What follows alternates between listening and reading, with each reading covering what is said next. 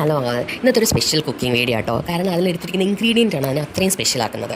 ഞാൻ കാട ഫ്രൈ ആണെന്ന് ചെയ്യാൻ ഉദ്ദേശിക്കുന്നത്. അപ്പോൾ അതിലോട്ട് ഫ്രൈക്കുള്ള സാധനങ്ങളൊക്കെ നിങ്ങൾക്ക് വീഡിയോയിൽ കാടയുടെ മുട്ടയായാലും കാടയുടെ ഇറച്ചിയായാലും കുഞ്ഞുങ്ങൾക്ക് ഭയങ്കര ഇമ്പോർട്ടൻ്റ് ആണ്. കാരണം ഇതൊരു ന്യൂട്രിയൻ റിച്ച് ആയിട്ടുള്ള ഫുഡാണ്, ഹൈലി പ്രോട്ടീനാണ്. ഇതിൻ്റെ എഗ്ഗിനെ പറ്റി, അതായത് കാട മുട്ടയായിരിക്കും കൂടുതലും നമുക്ക് കുഞ്ഞുങ്ങൾക്ക് കൊടുക്കാൻ കൺവീനിയൻ്റ് ആയിട്ടുള്ളത്. അപ്പോൾ അതെന്ന് പറയുന്നത് തന്നെ ഒരു 5 to 6 gram ഓഫ് പ്രോട്ടീനാണ് നമുക്ക് ഈ കാടയുടെ മുട്ടയിൽ കിട്ടുന്നത്, ഒരു മുട്ടയിൽ കിട്ടുന്നത്.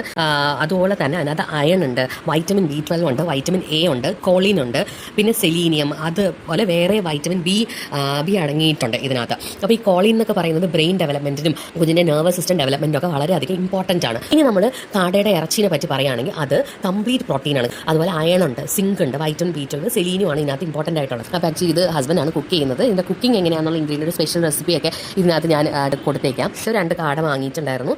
അതിനെ ജസ്റ്റ് ഒന്ന് വൃത്തിയാക്കി എടുത്തിട്ട് ഈ മസാല ഒന്ന് മാരിനേറ്റ് ചെയ്ത് കുറച്ച് നേരം വെച്ചിട്ടാണ് ചെയ്യുന്നത്.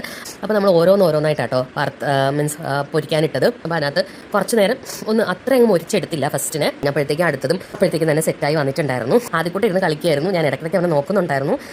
ആദ്യക്കൂട്ടിന് ആരെയും കുറച്ച് പാത്രങ്ങളൊക്കെ അടുക്കളയിൽ നിന്ന് എടുത്തിട്ട് പോയിട്ട് ഒറ്റയ്ക്ക് ഇരുന്ന് കളിക്കുന്നുണ്ടായിരുന്നു. ഞാൻ പിന്നെ വീണ്ടും അടുക്കളയിലേക്ക് വന്നപ്പോൾ അവിടെ അത്യാവശ്യം ഒന്ന് പകുതി വെന്ത് കഴിഞ്ഞിട്ടുണ്ടായിരുന്നു നമ്മുടെ കാട ഫ്രൈ.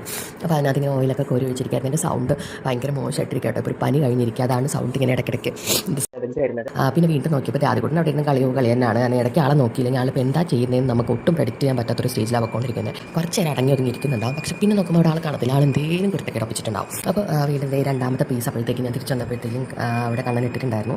അപ്പോൾ അതിലേക്ക് ആഡ് ചെയ്യാനായിട്ടുള്ള സവാളയൊക്കെ ആളിങ്ങനെ ഒരു സാലഡ് പോലെ കുഞ്ഞ് പ്രിപ്പയർ ചെയ്യാനായിട്ട് അരിഞ്ഞുകൊണ്ടിരിക്കുകയായിരുന്നു. ആക്ച്വലി ഇത് മുരിഞ്ഞിങ്ങനെ തുടങ്ങി ഏകദേശം സെറ്റായിരുന്നു. രണ്ടാമത്തെ പീസ് പെട്ടെന്ന് തന്നെ ആവുന്നുണ്ടായിരുന്നു. അപ്പോഴത്തേക്കും പതുക്കെ എനിക്കിപ്പോൾ ആദ്യക്കൂട്ടം വന്നു. അവൻ്റെ പൂച്ചനെ കണ്ടിട്ട് അങ്ങോട്ട് വന്നേട്ടോ. നല്ല എരിവുണ്ടായിരുന്നു അതിനകത്ത് നിന്ന്. അപ്പോൾ എരിവ് ഇങ്ങനെ വന്നുകൊണ്ടിരിക്കുന്നുണ്ട്. അവൻ ഇടയ്ക്ക് തുമ്മുന്നുണ്ടായിരുന്നു.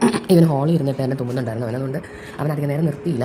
അപ്പോൾ നോക്കിയപ്പോഴത്തേക്കും റെഡിയായി, പെട്ടെന്ന് തന്നെ റെഡിയായി വന്നു. അപ്പോൾ ഇതാണ് ഞങ്ങൾ കഴിച്ചത്. ഞങ്ങളിത് പൊറോട്ടയുടെ കൂടെ കഴിച്ചത്.